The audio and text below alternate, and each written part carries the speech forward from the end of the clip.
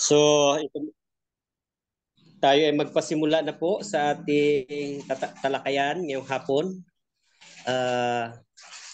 By the way, bago tayo magsimula, anyone volunteer para sa ating panalangin?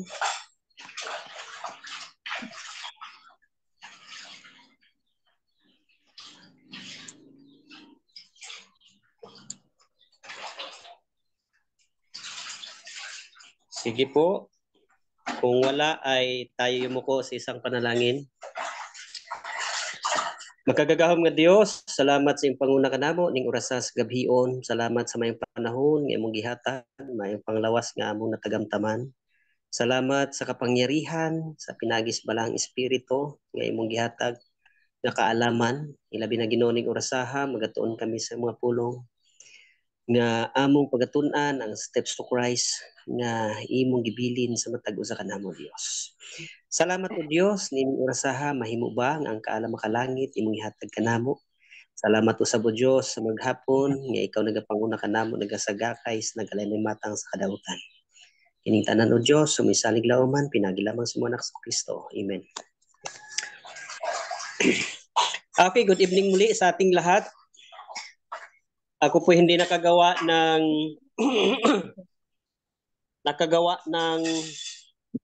pointers dahil 3 days na po akong nag-aayos ng sasakyan at kanina ay meron kaming bayanihan dito sa ating church sa Batong Buhay. So hindi nakagawa.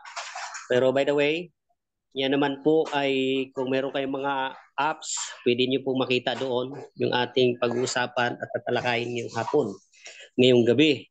So thank you po sa mga nag-submit ng kanilang mga reflections, no? At napakaganda ng inyong mga reflections, no? Ang iba sa inyo parang broadcaster ang dating. No, lalo na pagdating sa tinatawag na conclusion. So, napansin ko na may pwede pala magiging broadcaster ito, no? Ang iba naman sa inyo ay hindi lang isang beses binasa ang ating libro. So, ang iba naman sa inyo ay parang manunula. Ayan, napakahusay. Ang bawat isa ay may kanya-kanya mga talento. Yan ang gusto ng ating Panginoon. No? So, gamitin natin sa biyaya ng Panginoon ang mga talentong itong kanyang ipinagkaloob. So, ngayong gabi, ang ating pag-aralan at bulay-bulayin ay ang Kabanata 3, Chapter 3, no? Repentance or pagsisisi. Kaya ito po ang napakaganda na ating tatalakayin. Ano yung mga pagsisisi na tinatanggap ng Diyos at hindi tinatanggap ng Diyos. So marami palang klaseng pagsisisi, no? Sabi nga, paano maging matuwid ang tao sa Diyos? Paano magawang matuwid ang makasalanan sa mahal ko.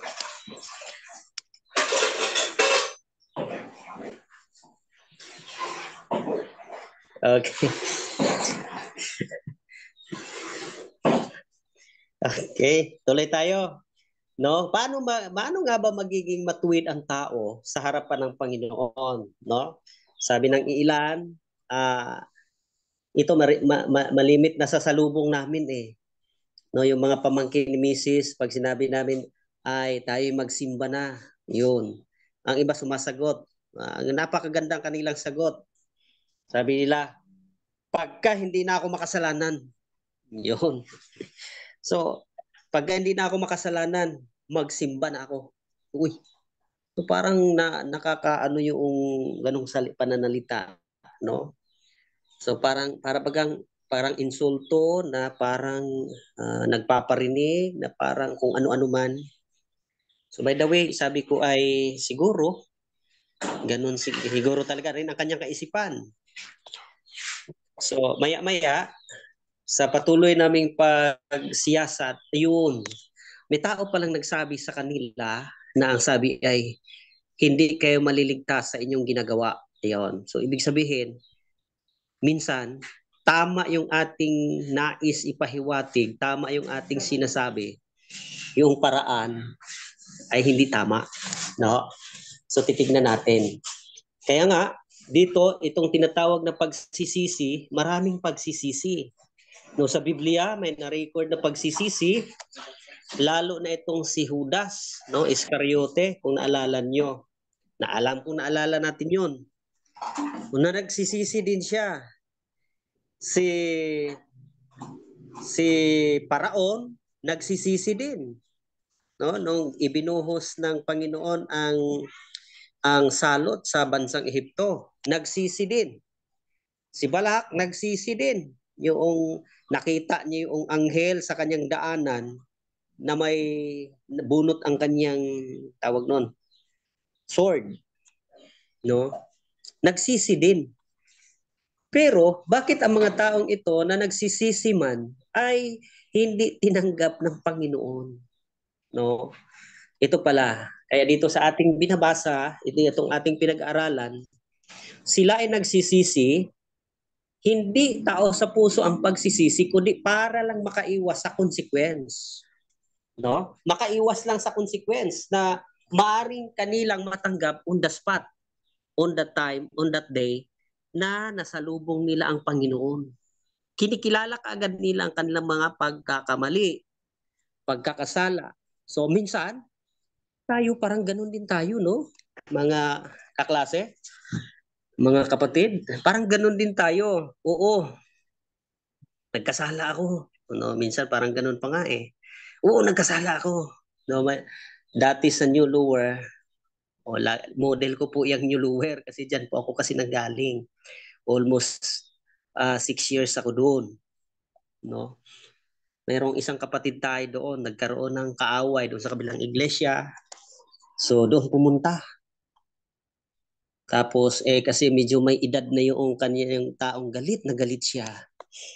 Sabi ko ay may edad na yung tao, kailangan natin mag-reconcile. Sabi pa niya ay ako'y humingi na ng tawad sa Diyos, bahala sila. So ito minsan, no? Parang ganun.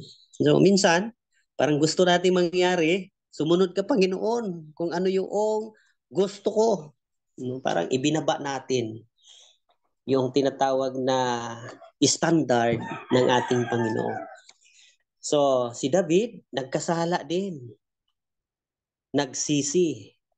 No? Si Judas, nagsisi, pero bakit sinabi na hindi katanggap-tanggap dito sa chapter na ito na ating pinag-aralan? Hindi tinanggap ang kanyang pagsisisi. So nakita natin si Judas, si Barak, si Paraon, nagsisi sila hindi upang sila ay mapatawad, kundi upang makaiwas sa consequence. So ibig sabihin, wala sa puso ang pagsisisi. No, kumbaga ay makaiwas lang on the spot. Si David, nung siya ay nagsisi, tignan natin, no? Nung ipinahayag sa kanya ni Nathan, ang kanyang kasalanan, hindi si David nagtatanong. Ay, chismis lang yan, no? Marites lang yan. O Marisol lang yan. Hindi. On the spot siya ay nagdamit sa ako, no? Naglagay ng ano sa kanyang ulo, abo. At the same time si David, ang kanyang panalangin talagang para bagang namatayan, no? Parang namatayan. No, kaya nga sabi niya doon sa kanyang mga sulat mahabag ka sa akin o Diyos, no? Maawa ka sa akin. No, ano pa? Ano pang sinabi niya? Likhaan mo ako ng malinis at dalisay na puso. Yun yung sinabi. Malinis, dalisay na puso. Bakit? Kinikilala niya yung karumihan na meron siya. No, meron siya. Kinikilala niya. So tignan natin. Kaya ang sabi ng Panginoon kay Solomon, nung nagsisi din si Solomon sa kanyang nagawa, no, nagawa niya. Sabi niya, dahil sa kaibigan ko ang iyong ama, yun ang pinakamahusay dun ay pinapatawad kita. Ibig sabihin, dala ng Panginoon yung pagiging kaibigan. So ibig sabihin pag tayo'y nagkasala at kinikilala natin na wala tayong karapatan, dala ng Panginoon ang ating pangalan. sa ating mga salinlahi. No? So ibig sabihin, hindi kailanman natin kilalanin na ako ay mahusay, magaling. Yan. Marami dito ang mga nagkakamali, ano ho? Dahil sa hindi nila tinatamo ang tulong ng ibig ni Kristo. So ibig sabihin, para bang nagmamataas, nagmamalaki, no, parang ganon. Pero ang bukang bibig, pagsisisi. Ang bukang bibig, paglilingkod. No, dito po sa Mindoro, may namit po kaming tao dito. Talagang napakahusay. Napakahusay, talagang gentle, ano pa, mapagpatuloy ng bisita, no, mapagpatuloy. Pero nakita namin na hindi pala talaga yun ang kanyang pagkatao. Kaya pala niya ginagawa yun, meron siyang gustong makuha. O tumutulong sa iglesia, nagpapagawa ng kung ano-ano.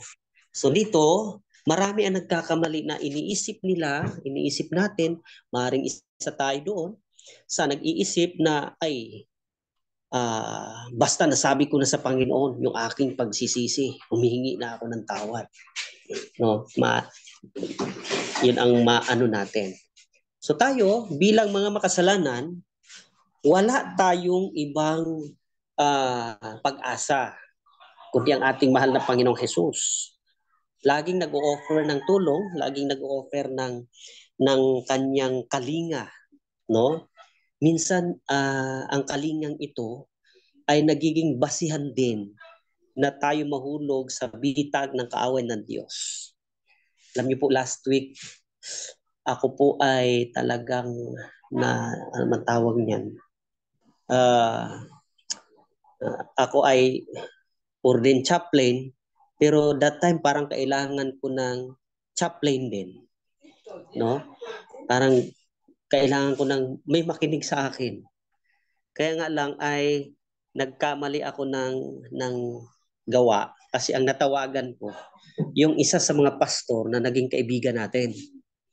Yung dalawang pastor natawagan ko. At sila yung nagpakita ng care, no? Kasi yung isa chaplain yun ng mga military, hawak niya buong Oriental, Occidental Mindoro.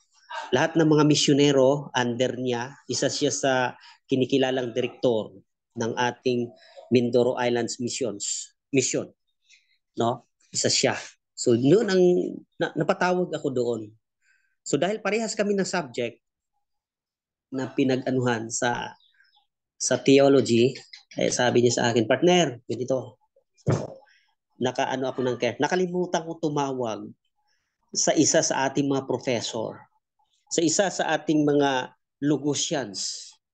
So sabi ko, kagabi ko lang naisip na si Tita Sharon pala, o si Captain Sharon.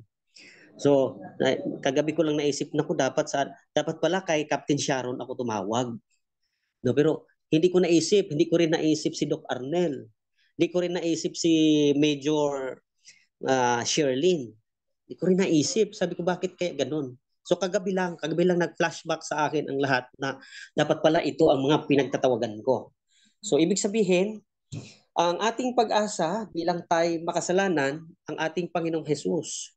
No, tayo sa lupang ito, kung may mga pagkakataon na nagkaroon tayo ng tinatawag ng burden, bigat sa ating mga damdamin, kasi last week talagang bigat, gawa ng hindi ko matanggap yung isang salita na instead of help, ay burden. Kaya naitanong ko paano ako naging burden? No? Kaya nakapagsalita ako ng hindi maganda, ang salitang binitawan ko lang naman. Pero hindi ako sumigaw, no? Parang malumanay lang din ang pagkasabi. Ang sabi ko lang ay pwede siguro na pagsabihan ako ng ganyan kung ang isang butil na bigas araw-araw ay inihatid sa akin. No? Ganun lang pagkasabi ko. So, ganun pa man, ang sabi dito ay kailangan nating hanapin ang ating Diyos. Yan yung sinasabing hingiin ang tulong ng ating Diyos, no? Ang ating mga pusong nauhaw, lalo na kung sa sanglibutang ito ay inangkin na ito ng kaaway ng ating Diyos. Na inangkinan niya ito, sabi nga niya kay Kristo, di ba? Sambahin mo lamang ako, ibigay ko sa iyo lahat yan. no? So dito papasok na wala tayong magawa kundi ang ating Panginoong Hesus ang siyang ating laging abutin at hingiin ang kanyang tulong. Tulong ng ating Diyos, no? Lagi nating hingiin. So kaya karamihan dito sa sanglibutang ito, hindi na natin maalis yung tinatawag na pride, selfishness, ano pa, hindi natin na maalis sa ating kapwa. Hindi natin yan pwedeng alisin sa kanila at idikdik sa kanila ang mga bagay na ito. Pero tayo sa ating sarili, maaalis natin ito sa biyaya ng ating Panginoon. No? Sabi pa nga ni Dr. Tessa, no, si Pastor Portesa, naalala ko yung ating dating district pastor. No, sabi pa niya ay, nung nalaman niya na nag-aral tayo sa Lugos, no, ay Lugos yan ka pala, ay si ano yun taga Leyte yun, kababayan yun ni Doc Ray. Lugos yan ka pala.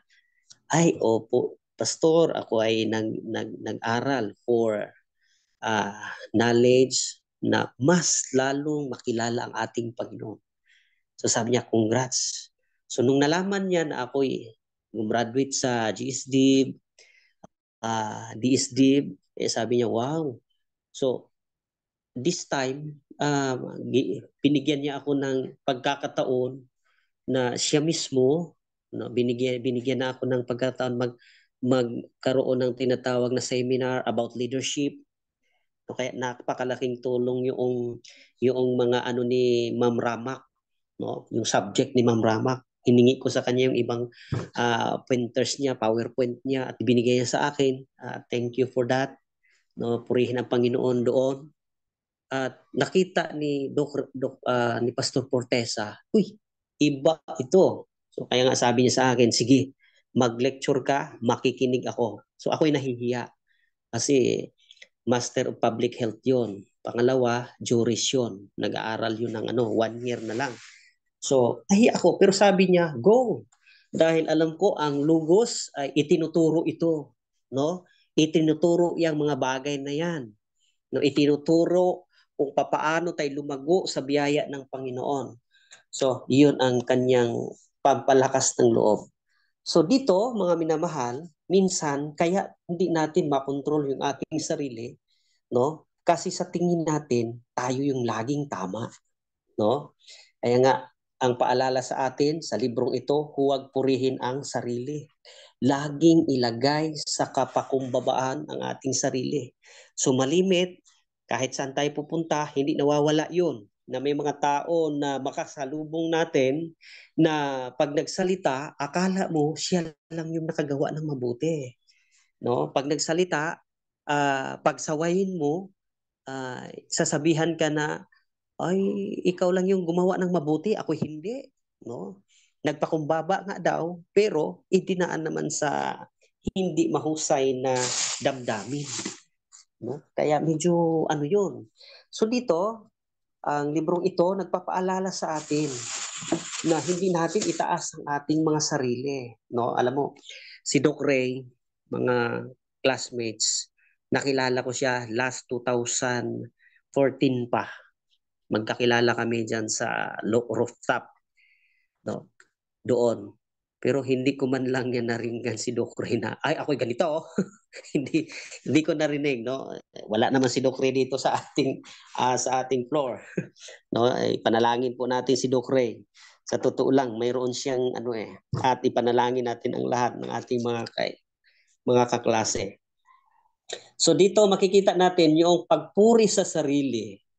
Minsan ang hinahanap natin sa ating paglilingkod, hindi yung ano yung natutunan nila sa atin, no? Ano yung nagiging impluwensya natin sa kanila.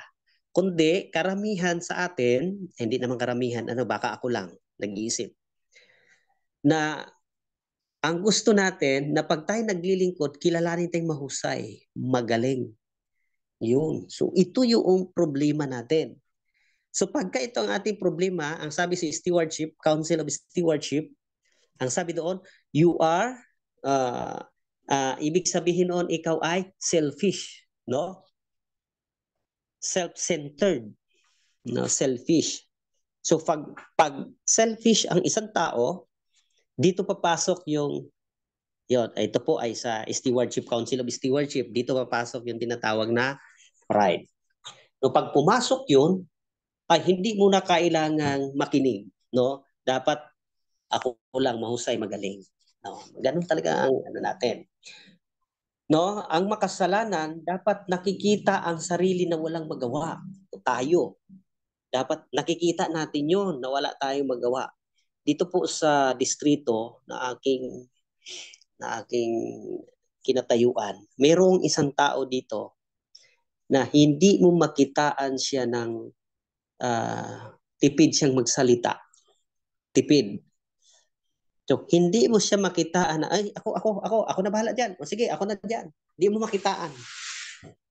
Hindi mo siya makitaan ng ganun. Pero, gumagawa siya ng ayon sa kalooban ng Panginoon at pag gumawa siya, hindi, paano ko ba sabihin? In gentleness, no? Gentle. So, ibig sabihin, hindi niya sinasabi na, ay, ako ang nagpagawa niyan. Ay, itong simbahang ito, hindi yan maitayo kung wala ako. No, meron dito. So ito ang kinukuhaan ko ng idea pagdating sa tinatawag na leadership. No, pero may isang church dito na ipatayo, siya ang nangunguna.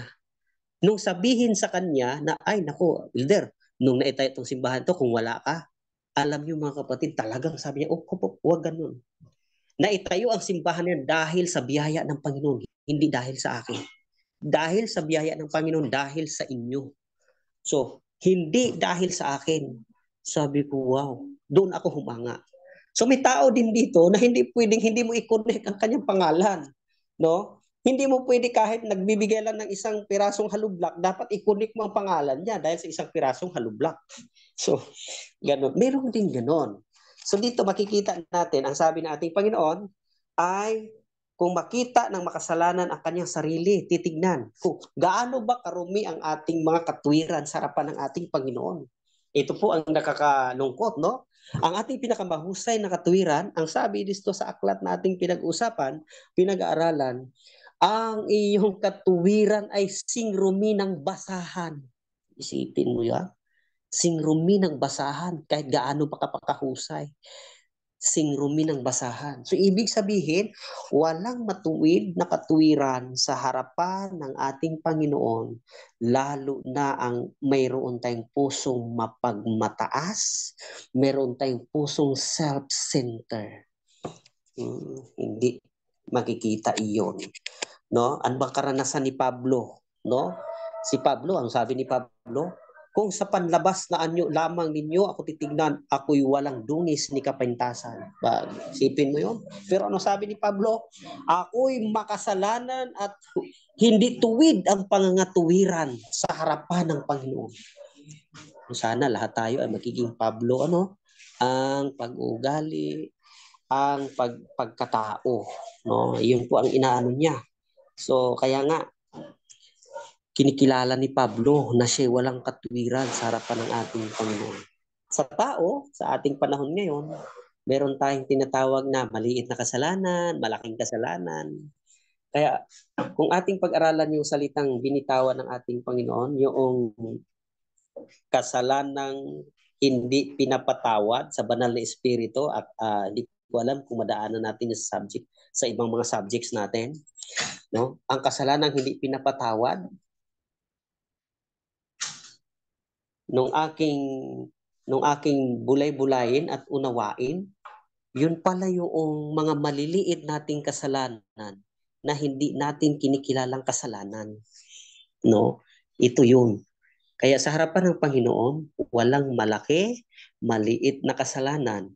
Kundi malaki man o maliit, kasalanan pag hindi inihingi ng tawad sa ating Panginoon. No? Alam mo doon sa Facebook, alam niyo mga klase doon sa Facebook, nabasa ko, sabi doon ay yung tao namatay na, pumunta na daw sa langit.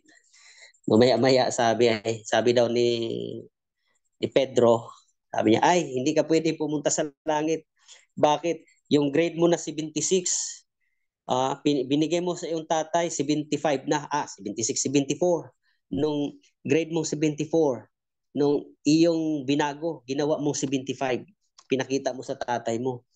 So, kung titignan mo, parang ano lang, no? Although yun ay parang biro or kung ano man naisip nung nag-post noon, no, kung ano man yun, may point siya. No, pagdating sa kaligtasan, hindi ibig sabihin na maliit ang kasalanan mo ay pwedeng maging katwiran.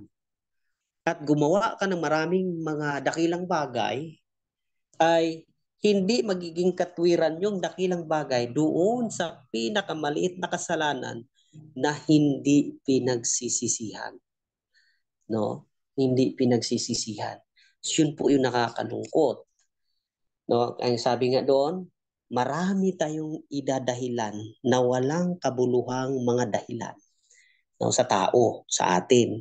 Siguro sa tao, kung tayo yung justice or judge, pwedeng sabihin natin, o nga, tama yan. Sige, pagbigyan na natin. No? Ay kasi, ano lang naman, maliit na kasalanan lang naman yan. Parang ganun. Pero, ako dati, nung ako nagtrabaho sa Nippon Express, Uniqlo Department, isang araw, picker kami. Naku, naguhitan ko ng ballpen yung damit na kulay puti. Naguhitan ko. So, parang ayaw kong sabihin kasi maliit lang naman eh. Pero sabi ko, paano kaya to? So, sinabi ko pa rin doon sa aming supervisor. Sabi ko, naguhitan ko ng puti. Naguhitan ng puti. Yung puting damit, naguhitan ko ng ballpen. Maliit lang. Nung tinitingnan sa malayo, hindi talaga kita. Pero ang mamimili ng damit, lalo mahal, sinusuri bawat detalye noon. Kitang-kita nila yon. At yun ang magiging dahilan na hindi mabinta. So, ang ginawa sa akin, sabi sa akin, sige, gumawa ka ng explanation letter, so on. So, sa explanation letter, hindi ako nag-explain ng mahaba. Ang aking sinabi, ipagpaumanhin na naguhitan ko ang damit na ito na hindi ako nagiging ano bang tawag niyan? Ang term na ginagamit ay nagiging careless ako. Hindi ako na mapagmatsyag, hindi ako naging maingat sa aking ginagawa. So, yun ay nung binasa ng manager, sabi niya, hindi ako pinatawag sa office. Usually lahat ng gumagawa ng explanation letter, pinapatawag. Pero ako, hindi ako pinatawag. Paglabas ng manager, ako'y natakot talaga gawa ng, siyempre pwede tayong matanggal sa trabaho. Sabi lang sa akin, Bael, ba't nandito ka pa? Sabi ko ay sabi nila maghintay daw po ako pag lumabas kayo. Ay bakit mo ako hintayin? O lakad na. Balik ako sa aking trabaho. So minsan ang ating mga dahilan, no, mga dahilan natin, yung mga palusot na tinatawag, hindi naging makatwiran, nagpalusot lamang tayo para i-identify ang ating sarili na matuwid. So ito ang nagiging problema, ito yung nagiging dahilan minsan kung bakit mayroon tayong dungis kapintasan sa ating Panginoon. No, hindi na kaagad tayo humihingi ng tawad na lang ba, no? Kagaya nung isang gabi, isang madaling araw ng aming delivery. So delivery namin. So meron kaming team leader na si Utos. O Bael, trabaho ko. Maya-maya, nagkapalitan pala ng isang karton. Nagkapalitan. So ako team leader din ako sa kabila. Kapalitan. Nako, ito na. Ang buong team na yon, nung madaling araw na yon, kung saan nagkamali kami, pinaksulat kami lahat ng explanation letter. Yung kabilang team na, ang tawag ito, team leader, pinasulat din. Ako, team leader sa kabila, pinasulat din. So, nagsulat kaming lahat. So, ako, ang nilagay ko sa aking explanation letter, sabi ko lang doon, ipagpaumanhin po ang aking hindi maingat sa pagtatrabaho. Ang kasalanang ito ay dahilan sa hindi ko nagiging mabusisi sa paggawa ko. Ipagpaumanhin po. So, parang isang linya lang at kalahati yung pinasa ko. Yung sa kabilang team leader, sabi pa niya sa kanyang explanation later, hindi ako nagkulang na paalalahanan ang lahat ng makasama ko. Kahit si Bael, sinabihan ko, although siya ay team leader, sinabihan ko na mag-ayusin ang lahat ng bagay upang walang maipula sa amin, sa aming mga trabaho. Ang dami. Kumbaga, sa madaling salita, mahaba yung kanyang explanation. Alam niyo mga kapatid, mga kaibigan, kinabukasan, nakapaskil yung aking explanation letter, typewritten na. Typewritten. Doon sa bulletin ng aming trabaho, nakapaskil. Ang sabi doon, may dugtong yun sa baba. Congratulations. No, congratulations. Ang taong gumawa nito ay tunay na naglilingkod sa Diyos. So ako, dahil wala namang pangalan nakalagay doon, pero alam ko akin yun. Ako'y tuwang-tuwa na bawat ano ko doon, tuwang-tuwa ako, tuwang-tuwa at pinasalamatan ko ang Panginoon. Pinasalamatan ko ang Panginoon na ganun pala. Ganun pala. So ibig sabihin, tayo, minsan, hindi tayo mapatawad maging sa ating kapwa, although humingi tayo ng tawad, yung nasa nguso lang. Nguso. Hindi talaga heartily. At ikaw na hiningian ng tawad, alam mo naman yun. Lalo na ang Panginoon. No, kaya nga, ang sabi ay mag-ingat sa pagpaliban, no, ng mga kasalanan na ating nagawa. Mag-ingat. Kaya nga itong asawa ni Pastor Danny, sabi pa niya, pag kami mag-asawa, nagkaroon ng arguments, bago umalis ang aking asawa, niyakap ko muna yan at humingi ng tawad sa kanya. At ang aking asawa ay humingi din ng tawad. So, ganun po ang ginagawa niya. Why? Kasi ang pagpapaliban, mahulog sa pagkakalimot at pagka iyan ay sumabog, ay nako, iyan ang magiging problema. Kaya nga sa family seminar, yung aming mga topic sa radio, no, si Pastorada, sabi niya, alam mo brother kid, sa totoo lang, ako at ang aking asawa muntik nang maghiwalay. Bakit? So, pero napakahusay nilang pero sila mag-asawa, testimony nila yon. Talagang binanggit nilang dalawa. Kaya pag may family seminar, silang dalawa kinukuha, talagang binabanggit nila. Dahil sa mga maliliit na bagay na naipon-ipon. So pag sumabog siya, hindi naging maganda. So sa ating Panginoon, minsan lagi nating sinasabi ay ang Diyos ay maibigin, ang Diyos ay mapagmahal, naintindihan ako ng Diyos.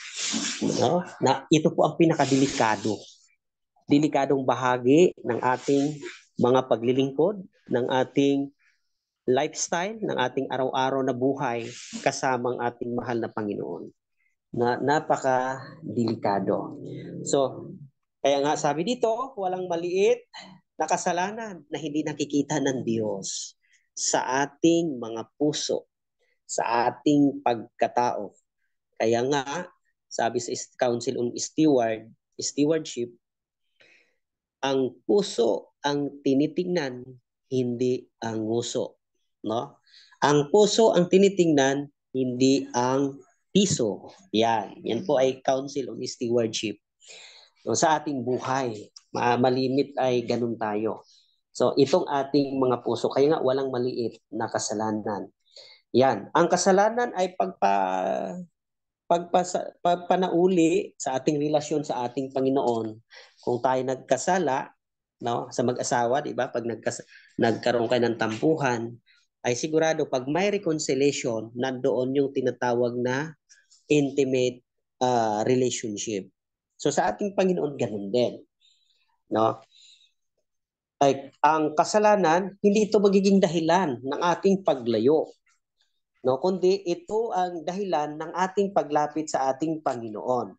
No, ano po yung may mga panganib dito no? Ano yung mga panganib na yon? Sabi ng ilan, bago ako lumapit kay Kristo, magsisi muna ako. Tama 'yun. No, parang tama siya, no? Pero dito sa libro na ating pinag-usapan, pinag-aralan, ay lumapit ka kay Kristo, ang bunga niyan ay pagsisisi. No? Bunga niyan ay pagsisisi. Ang paglapit mo kay Kristo, hindi ikaw hindi pagmamalaki, kundi ang bunga ay pagpakumbaba at pagsisisi. 'Yun. So, 'yan ang mapanganib, no? Kaya nga may mga babala ang sa librong ito na ating pinag-usapan, may mga babala kung paano ulit-ulit natin ginagawa ang kasalanan, no? Hindi tayo tunay na nagsisisi. Kasi ang pagsisisi, gaya ni David, iniwan ang kasalanan at ipinagluluksa ito, no? Nalungkot, no? Ang ating mahal na Panginoong Hesus ay nakahanda na tayo palayain mula sa kasalanan. No, tayo lamang kailangang lumapit sa Kanya at humingi ng kapatawaran. No? Binabasa ng Diyos ang ating mga puso. Kaya nga sabi pa sa kantang Bisaya, ito'y maliit pa ako, kanta na eh. Walay matago sa iyang mga mata, nasayod siya sa tanan. Ang ano niyan ay gugma sa Diyos, no, pag-ibig ng Diyos. So ibig sabihin walang naitatago sa kanyang mga mata, kundi ang lahat ng bagay ay alam niya. Ang Diyos hindi sinisiyasat ang ating panlabas, outward looks. Titinisin niyo. Ang sinisiyasat ay ang ating mga puso. Sa totoo lang, kung hindi siyasatin ng ating mga puso, tama si Pablo. Kung inyo akong titignan, ay walang dungis ni kapintasan man. Pero sa harap ng Diyos, ako'y makasalanan. No? Kung ganun lang. So, maaaring nasalubong natin ang mga taong ito sa ating mga mission fields, sa ating mga districts, o kung saan man tayo nagsisimba, maaaring may mga ganun. No? So, hindi naman natin sila pwedeng mahusgahan. No? So, kailangan ng ang pagdalangin. Kailangan nating magdumalangin sa ating Panginoon na tulungan tayo, no, na mayroong bagbag na damdamin, no? Kaya nga pagka ikay nanlulupaypay, no? No? Kaya may mga tao din na ginagamit ang kaaway ng Diyos. Maaring isa tayo doon. No, isa sa ano dito sa Mindoro, yung naikwento ko kanina, yung kanyang kapatid nakapag-asawa ng Adventist, no, tuwid na Adventist. Although sila yung pamilyang Adventist na tumalikod sa Panginoon dahil yan ang sinasabi natin, nakatingin sa tao, nakatingin sa kanyang kapwa, at ang kanyang kapwa naman walang pakialam. No? Yung taong yun, ay sige, pagka wala na kaming kasalanan, saka na kami sisimba. So minsan, iniisip natin na natulungan natin ang ating kapwa sa pagsalita ng mga bagay na ito. Pero, isa pala ito sa ahente na ginagamit din ni Satanas. No? Yun bagang sabihin natin, oy, makasalanan ka. Di ka maligtas pag magpatuloy ka niyan. No? Sa ganyang gawa. So, hindi pala dapat natin yan sabihin sa ating kapwa, mga minamahal kong mga kaibigan, mga kapatid. No? Ay, hindi ka nagsabat, di ka maliligtas. Although sinasabi sa Biblia, hindi pala natin dapat sabihin. Sabi dito sa ating librong pinag-uusapan. No? Bakit? Isa pala ito sa ahente na ginagamit ng kaaway ng Diyos upang panghinain at panglulupaypayin yung mga taong yun na mahina sa harapan ng ating Panginoong Diyos. Maaring ikaw yun, ako o kung sino man. No? Maari yun. No? Na upang mapanatili, ma-preserve yung kanyang kaisipan na ito na kami, makasalanan na kami. No? Kung saan kami nabuhay, doon na rin kami mamatay. No? Ito yun. Ito yung napakadelikado. So, malimit sa mga anak ng Diyos, nag-aaral ng salita ng Panginoon, no? Ganun minsan tayo. No? Kaya yun ang sinasabi ng ating Panginoon. Huwag. No? Dapat kilalanin talaga natin ang ating sariling walang magawa sa harapan ng ating Panginoong Jesus. No? So, yan ang ating pagkatao. Dapat para hindi tayo magkaroon ng judgmental mind, no? Para hindi tayo magkaroon ng kaisipang mapanghusga. Tayo mismo kilalanin natin ang ating sariling walang magawa sa harapan ng ating Panginoon. Okay, mga minamahal ko mga kaibigan, mga kapatid, mga kaklase, meron tayong 5 minutes. Baka meron kayong gustong sabihin, reflection, ay sige po. Ini-reflection sa ating pag-aaral ngayong gabi. May tanong po ako. Magandang gabi po. Good evening po.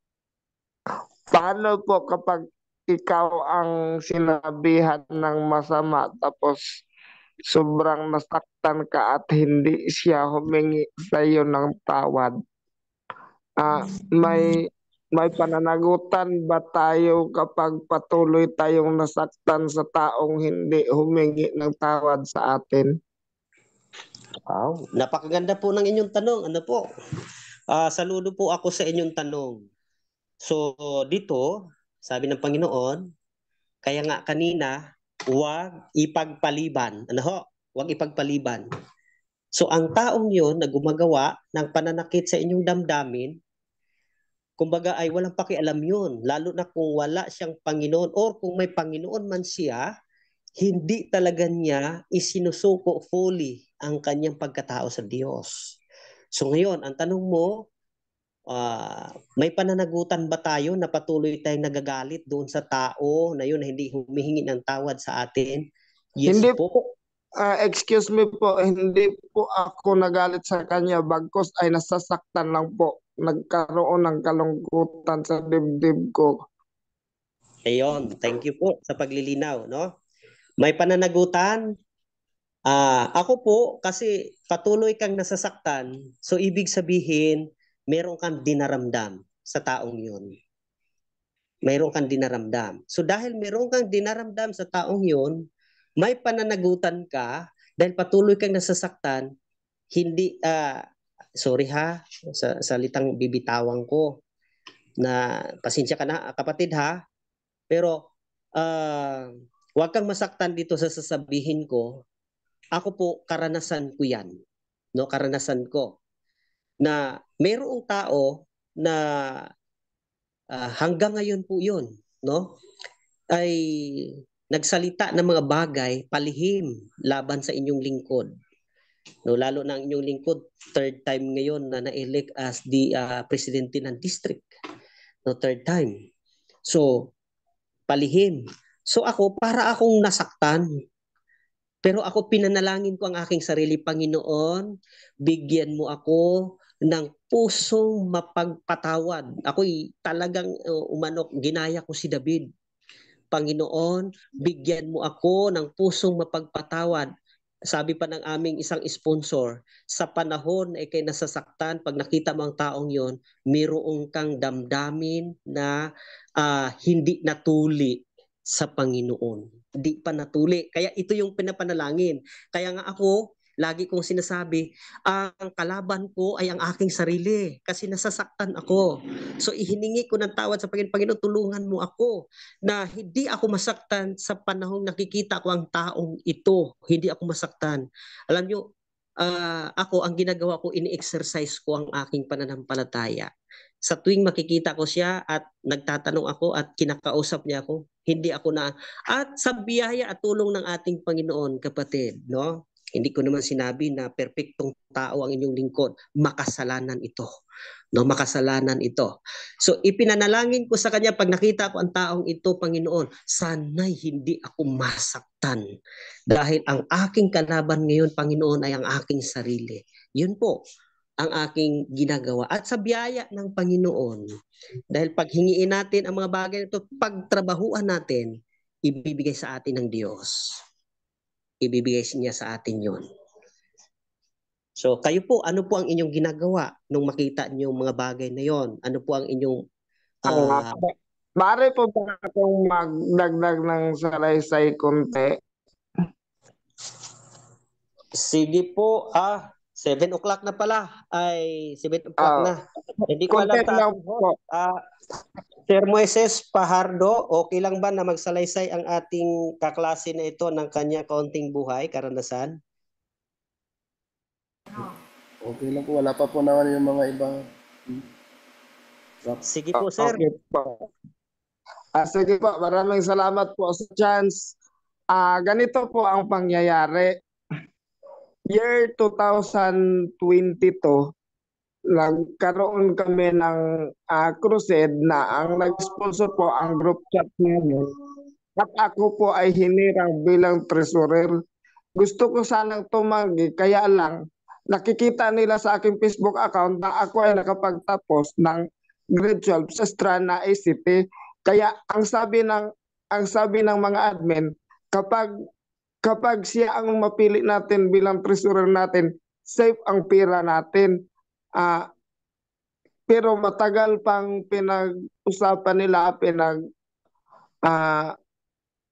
yung sa Bisaya gilalisan, kasi ang sabi ng iba, mahirap na nga yang gumalaw, ay gagawin pa nating treasurer, paano kapag may emergency?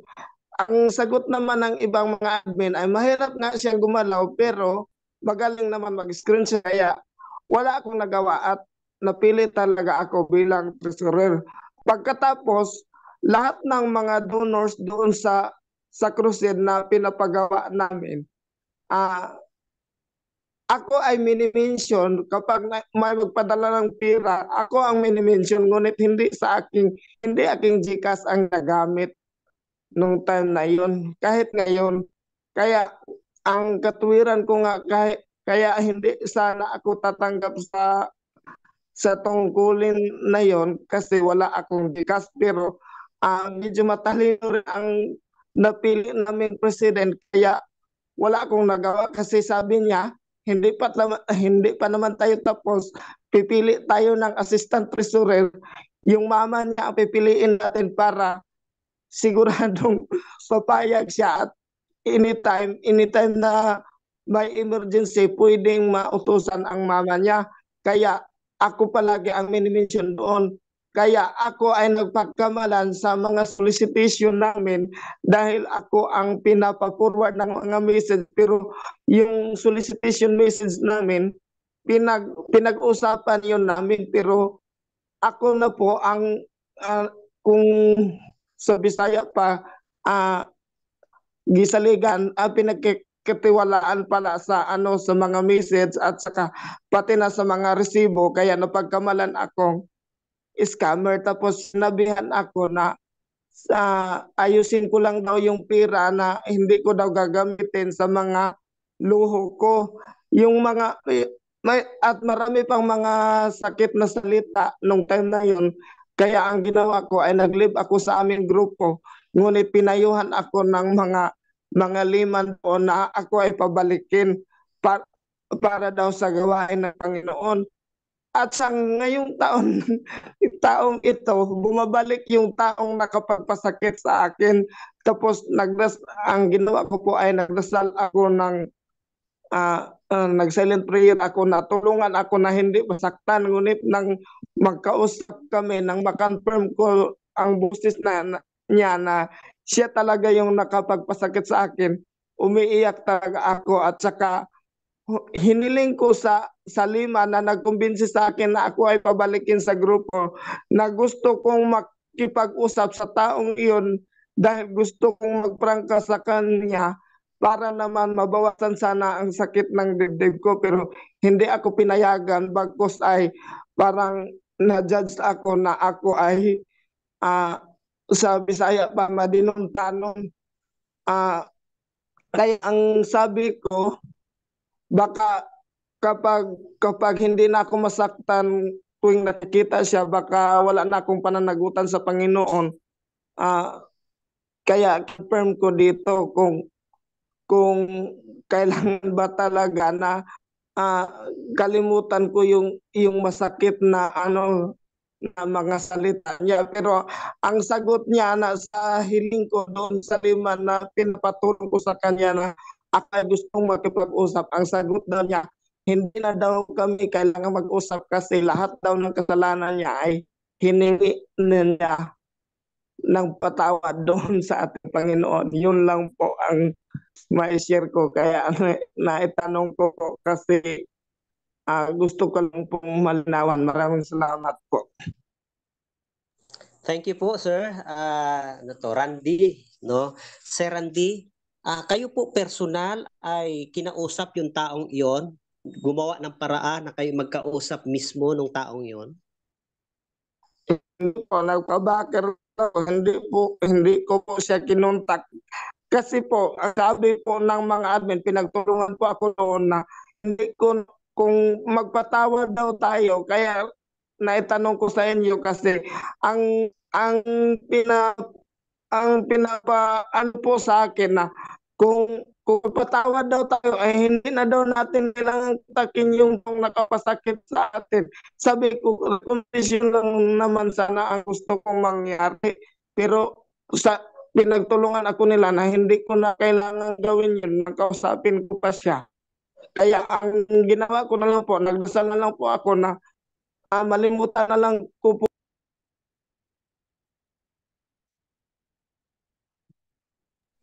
Okay, nawala yung ating kapatid. So, mahina yata yung kanya signal. Taga saan po yun si Sir Randy? Taga Zamboanga yon, Sir Kid. Oh, Ma'am Janice, malapit sa inyo yon? Si Sir Randy? Zamboanga City po, malayo po sa amin. Mga Okay. 3 hours ata, 3 to 4 hours po yung travel. So actually, ang ating kapatid na ito, nagdaramdam talaga siya. No, mga kapatid, hindi naman natin siya masisi kasi wala tayo doon sa kanyang poder at siguro sa kanyang katayuan. Yung pinto niya nga, nandito na ba siya? Sabihin niyo sa akin kung nandito na. Ay maaring na justify siya dahil sa kanyang kalagayan. So masakit 'yon para sa isang tao. Ako kasi karanasan ko yan na ma-justify. Wala po signal ko.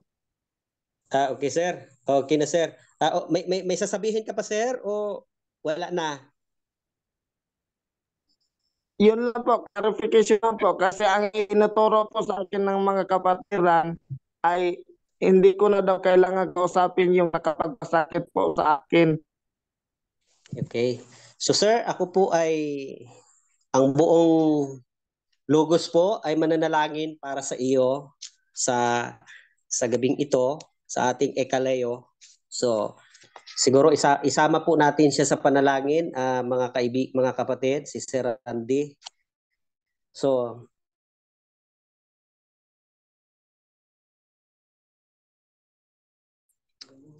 kasi yung ganung araw, bago pa lang ako sa Luzon, ako po ay taga diyan din naman sa Zamboanga. Bago pa lang ako dito sa Luzon, nagkaroon ako ng ano man tawag niyan, injustice, parang nung makita nila ba na ay taong ito parang may ganyan sa buhay o parang ganon. Pero ako hindi ko yun dinaramdam sir kasi hindi ako yon, no, hindi ako yon. Pero yung salitang nasasaktan ako, yes, nasasaktan ako. So nasasaktan ako at totoo yun na nasaktan ako.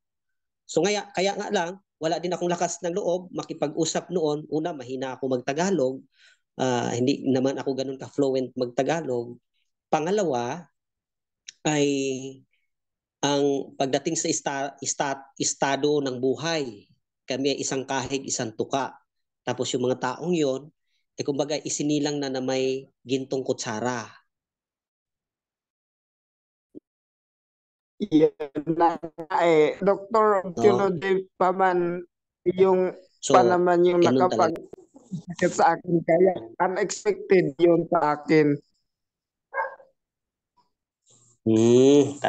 Ganun po talaga yon. So may mga bagay. Okay, Ma'am Lorena de Dios, meron po kayong gustong sabihin? Sige po.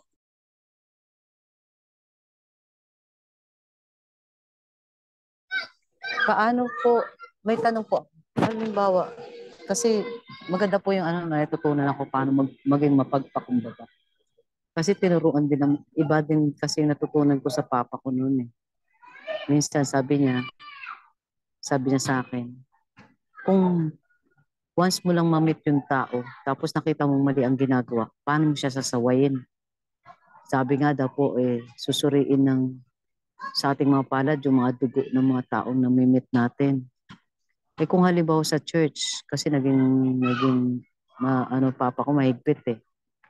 Kaya medyo siguro namana ko din yun. Paano daw po kung nakikita niyo yung mali, hindi tayo magsasalita kasi ayaw natin makasakit ng damdamin. Nangyari sa church, nangyari po sa akin yun na after ng pandemic, kasi hindi kami nagsimba sa church nung sinabi closed church. Nung nag-open na uli ang church, saka kami bumalik. Pagbalik namin, wala na kaming mga office. Pero matagal na panahon, naging officer ako sa church. Basta after ng pandemic, pagbalik namin, wala na kaming office. Meron po silang mga bagong binyagan doon na hindi nga namin nakita na inaralan. Halos 1 taon lang naman, wala namang saktong 2 taon ng, ang lockdown.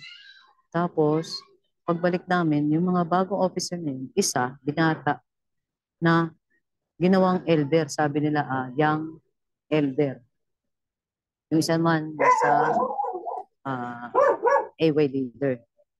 Then, tapos meron kaming pastor, naging district pastor na yung asawa niya nag-doctorate sa pagtuturo, public school teacher. Parang sumasablay na yung mga tinuturo niya o paglilid niya. Kaya nasabi na sa mabuting paraan, sinabi ko, Pastor, maganda po kaya mag-masteran. Iniisip ko kasi para mapayuhan siya para ma-review siya sa kanyang mga gawain. Alam niyo po, kumalat yon. Kaya nung minsan nagtatanong ako sa isang bagay, marami na pala silang naipon na mga, di ko alam, na kumalat na. Minsan, binoard ako. Kasi meron po akong tinatanong tungkol doon sa isang activity o project ng CLC para sa plant building a church. Ganyan. Nung nagtatanong po ako tungkol sa alkansya mo alay, alkansya ko alay ko. Sa CLC pang program yan? Hindi yan sa contract? Hindi ko po alam pero sa CLC po narinig ko ito noon eh. Nung nagtatanong ako, ilan yung alkansya, ilan yung alkansya pinigay sa church namin, ilan yung bumalik. At kung naging magkano ang kabuuan na naipon o na nakolekta ng church. Wala pong magsabi sa akin kahit isa. Dati ko naman, siyempre, mga friends ko naman din sila. Nagtatanong po ako. Walang sumasagot kahit isa. Hanggang yung bagong elect na treasurer, na parang props lang naman nila nung time na yun. Kasi 1 buwan pa lang nakaupo at hindi pa nagpa-function. Tinanong ko. Ngayon sabi ko, bakit po hindi kami binibigyan ng resibo? Sabi niya, wala ngang resibo. Paano kita bibigyan ng resibo? Kaya siguro hindi siya nakatulog ng time. Sabi ko, kanino ko hihingi? Di ba dapat sa treasurer? Sino ba yung treasurer? Di dapat sa'yo. Sabi ko, kanino ko hihingi ng resibo? Di ngayon, kumalat yun. Ang lumabas, hindi pala siya nakatulog doon sa pagtatanong ko. Kinabukasan Sabado, binoard ako. At yun ang sinabi nila. Bakit ko daw po sinasabihan yung pastor namin na mag-aral ka kasi bobo ka? Sabi ko, saan nyo narinig yan? Hindi niya direct na narinig sa bibig ko yan. Chismis yan. Ang sabi ko po, in good faith, sa magandang pagsasalita, sinabi ko, Pastor, maganda, mag-masteral ka. Kasi yung asawa niya nga, public school teacher nag-doctorate pa. Samantalang itong pastor, sabi ko, ang sweldo niya, nanggagaling sa ikapo ng mga kapatid sa banal na salapi na pinapanalangin pa. Tapos yun daw po, yung isa naman, nagpo-promote ako ng tungkol sa Branch Sabbath School.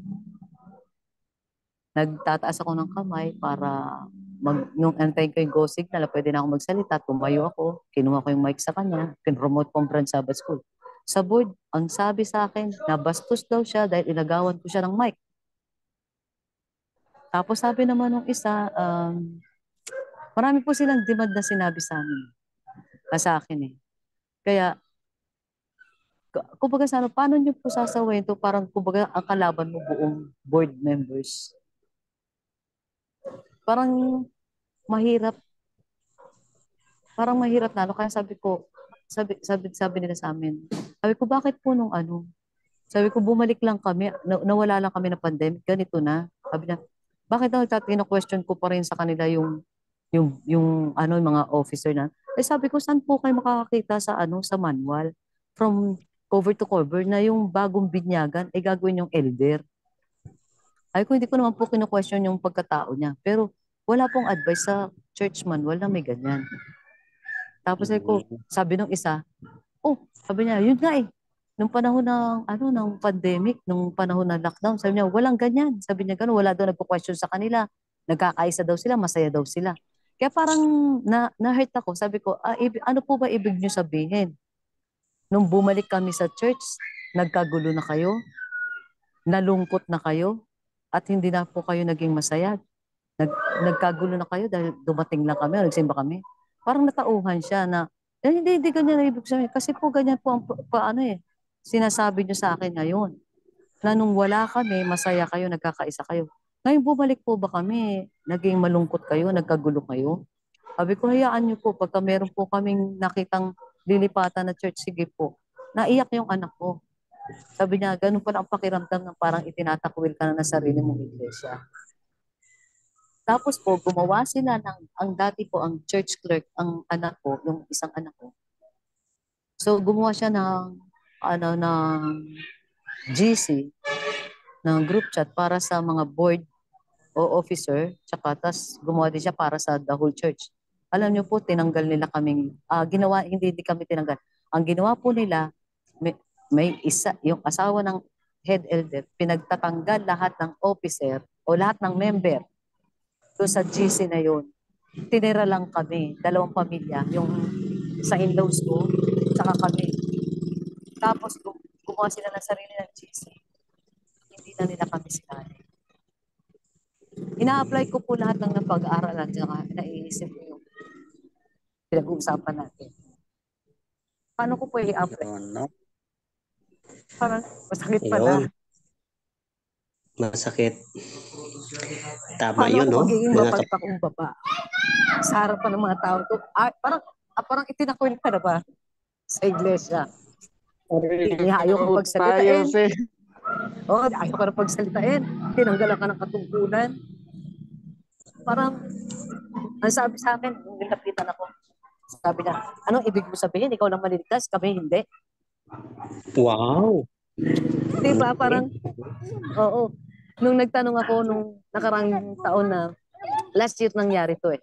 Nung taon na ang title ng lesson natin ay, di ko makalimutan yun, huwag mag-iimbot.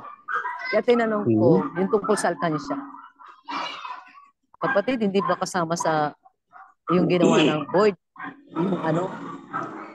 Yung ginawa ng board sa pag-iimbot. Sabi niya, anong ginawa nun? Parang hindi ko alam kung patay mali siya o nakalimutan niya na kaagad yung ginawa nila. Sabi, anong ginawa ng board? Kasi nabalitaan ko po, hindi nila 100% na sinurrender yung pera. Pinag-interesan nila. Sabi ko, yung tungkol po sa alkansya, na po siya, nag-hysterical na. Lahat ng mga tao napatingin na sa amin. Doon niya ako sinabihan na bago nag-walk out sa loob ng church yun, Sabado, araw ng Sabbath school lesson. Inano ako sa balikat, tinapik ako sa balikat, sabi niya gano'n. Ibig sabihin, ikaw lang maliligtas, kami hindi. Wow. So, diba? Opo, kaya paano bang approach ang gagawin dito? Kahit na makikita ko sila, parang nai-stress ako. Lipat na ako sa ibang church. So doon na kami, kung saan kami dumadalo para, sabi ko, gusto kong magsimba para sumamba sa Panginoon, ma-refresh ka ng mga bagong salita. Pero pag nakikita ko sila, makikita ko yung mga maling ginagawa na, at is ka ba? So, alam mo, ma'am, Alam mo ma'am, ako Yun po din po ay sa akin, sir, parang kalimutan na nila ang reconciliation. opo. Opo, So, tapos nagawa sila ng ng grievance committee. Ilang beses po ako nagpatawag ng grievance committee ng Sige meeting. po. Ayaw nila akong iharap. Ayaw nila akong harapin. Ayaw nila akong pansinin. Pero yung maliliit na bagay na parang kung tutusin, mga chismis lang na maliliit, yun, pinapatulan, nag-meeting. At ang isa pa pang ginawa nila, nag-meeting sila, ano ba, sabi ko kung hindi niyo po matatanggap na ganito ugali ko na yung nagsasabi ako ng ganyan, matigas daw po kasi ang loob ko matapang daw ako. Ay ko kung hindi po ako matatanggap na ganito, sige tanggalin niyo lang po ako kasi assistant superintendent ako for evangelism nung pinopromote po ang Branch Sabbath School. Alam niyo po, Sabado ngayon, nung binoard ako, yung kinukwento ko kanina, Miyerkules, nag-emergency meeting sila. The following Saturday, ibig sabihin parang after 4 days lang, within 4 days lang, tanggal ako sa position ko. The following Sabat, in-announce, wala na yung pangalan ko. Na hindi man lang wala kahit isa na nagtanong sa akin kung anong nangyari. So palagay niyo po, paano ko sige i-apply po. itong pinag-aralan natin? Wow, no. Thank you po, Ma'am Lorena. Alamin lang natin ang ating oras ha. Sir Moises, kumusta po ang ano natin? Okay lang po ba or 7:21 na ipakat po. na natin? 7:21 na po. Malapit na po 7:30. Ay sige po. So, Ma'am Lorena, Sir Sir, Sir Randy. sino po siya? Randy. Randy. No. So, yan pong iyong karanasan, Ma'am Lorena, yan po ang karanasan ko last week. No? Karanasan ko ho yan. Last week lang. No? Merong order of ejection sa amin. So, at yung salitang pabigat, ano pa yun? Hindi taga rito, kung ano-ano pa. Bakit yan ang mangunguna dito? Dayuhan yan, yung mga ganun. No, Ma'am Lorena? Ako po sa totoo lang, hindi ako nakatulog one night. Inisip ko yun. At ako'y umiiyak dahilan lang doon. So ngayon, ako po, hindi ko sinasabing ito ang gawin nyo. So, ang solusyon na nakikita ko, hindi ko solusyon. Solusyon ng Panginoon na kailangan nating pagtrabahuan. No. So ako ang ginawa ko, nakaramdam ako ng iyak, umiyak ako. Yun sa akin. At the same time, no, at the same time, sabi ko, before ako aalis sa lugar na ito, puntahan ko ang taong ito, pasalamatan ko, yakapin ko. Nanalangin ako. Kaya nga sabi ko sa inyo, itong subject na ito, na pinag-aralan natin ngayon, ito yung subject na naranasan ko this last week lang.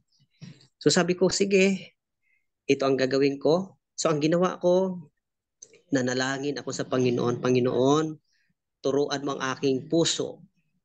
Paano ko sasabihin ang mga bagay na ito at paano ako mag-approach, paano ang aking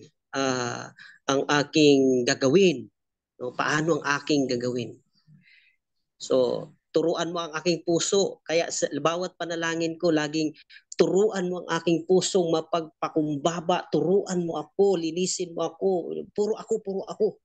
Lahat ay ako talaga. Ako'y makasalanan. Lahat ay ako. So, lumipas ang isang linggo at kaninang tanghali, 2 o'clock, tumawag sa akin yung tao na nagsalita ng hindi maganda at nag-reconcile. No, nag-reconcile. So sabi ko ay, so kaya sabi ko sa kanya, aalis talaga ako sa lugar na ito. At ang aking plano, puntahan kita at yakapin at pasalamatan. Yun ang sabi ko. So hindi ko po sinabi na yan ang inyong gagawin, pero ayon sa ating ayon dito sa pinag-aralan nating libro, no? Sabi ni David sa kanyang panalangin, palitan mo ang aking puso ng pusong laman. Ibig sabihin, may pakiramdam, may pagdaramdam, no? Palitan mo At hindi na niya kinwestiyon. Kung basahin natin yung sulat ng mga salmo, sulat ng David, di niya kinwestiyon. Ang kanya ay more on pagdadalamhati, no? Pagdadalamhati. At pagkatapos, sinabi niya, nung siya nakahinga, sabi niya, pinupuri kita, o Panginoon. No? Kasi sa totoo lang, ma'am, kahit saan tayo pupunta, sabi nga na aking kaibigan, kahit saan gubat, bro, may ahas. No? Kahit saan gubat, may ahas. So, tayo, si Pastor Vic, sabi ni Pastor Vic, hindi natin kontrol ang ating kapwa. Ang tangi nating makontrol ay ang ating sarili. Kaya ang ating kaligtasan,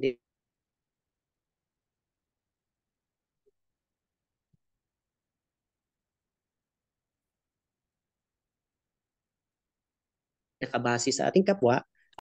Ako po, anong oras na? May 4 minutes pa. So ako po, ibabalik ko po sa inyo ang tanong.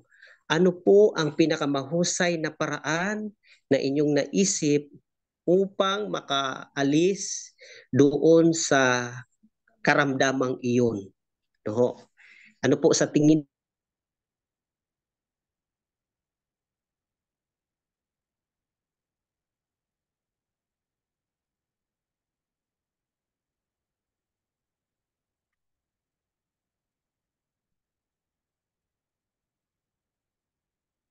ninyo na mas kausap? Good evening. Narinig pa ako? Sino po? Okay. May tumawag kasi. Okay.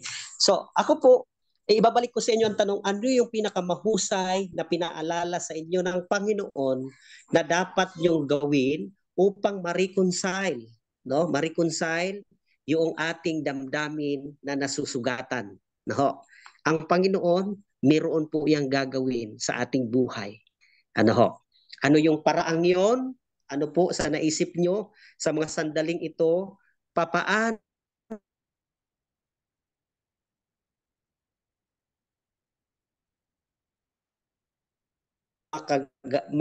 makawala, tingin nyo ang mas nakakatulong? Handa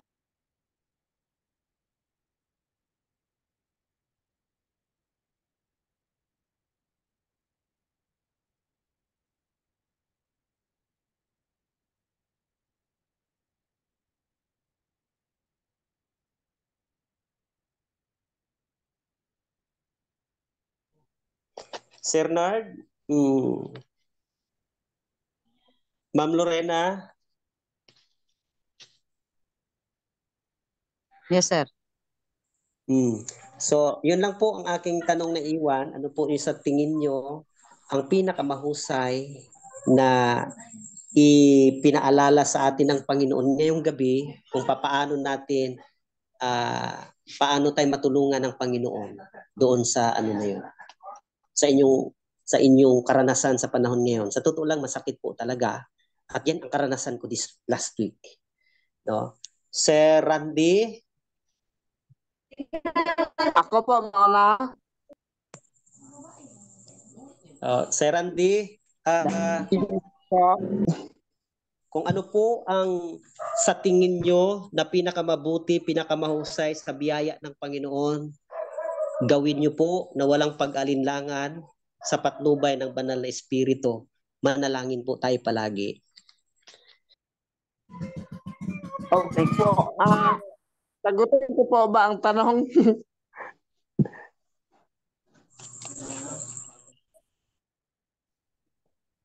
Wala po ang signal ko kasi hindi ko narinig lahat.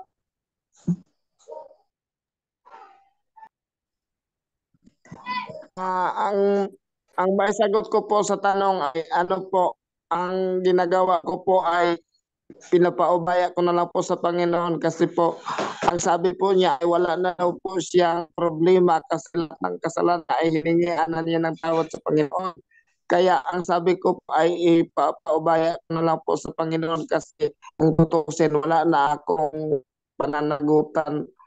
Kasi ang sabi po doon sa Bible na kapag ikaw ay magbibigay ng ng offering sa ating Panginoon, kailangan makipag-reconcile sa mga taong nasasaktan mo. Kaya hindi ako guilty doon kasi hindi ako ang nakapagpasakit. Kaya ang Panginoon na po ang bahala. Yun po ang sagot ko. Parang ano po di ba? Parang madaling patawarin kasi pwede natin sabihin, pinapatawad ko na sila pero ayoko silang makita. Oh, masakit.